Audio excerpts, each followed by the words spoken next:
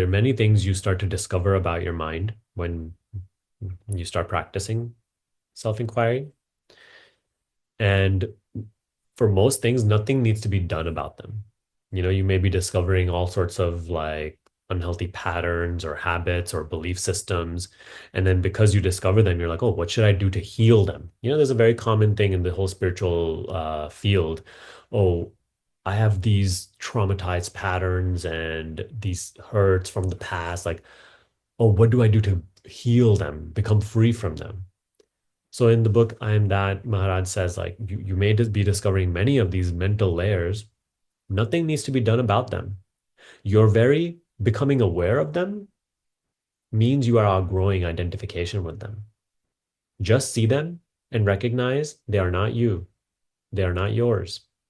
They are just mental impressions.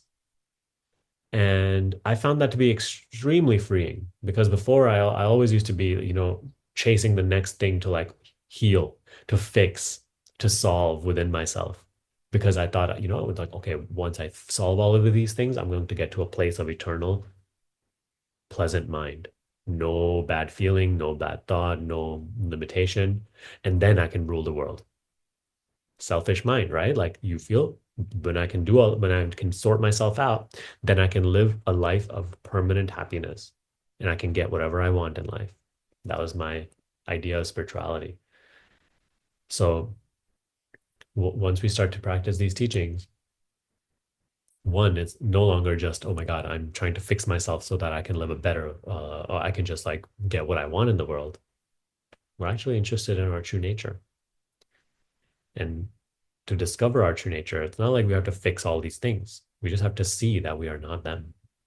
The moment something comes under your observation, identification is already absent because previously they were going unnoticed. They were arising as you and being acted out. Now they are coming under your noticing. And they can only come under your noticing, your observation, because they are not you. You are who sees them. So, yeah, many of these things arise in the mind: selfish tendencies, pride, arrogance, greed. See it and don't identify, don't react.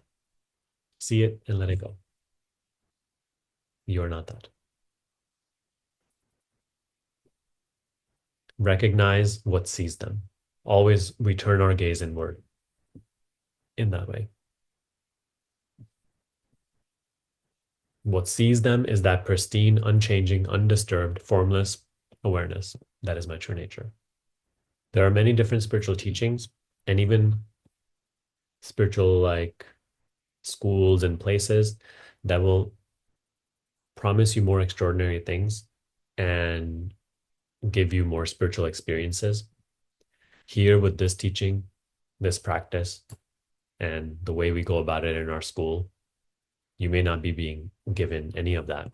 You may not be given those desired experiences and blissful moments that we have come to think of spirituality as. But I promise this is a far better way to go about spirituality than the previous. Because here,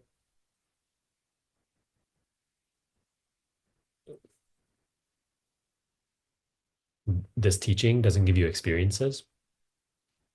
It helps you recognize that in which all experiences come and go. That is a far greater treasure than anything you can experience because anything you experience will come and go.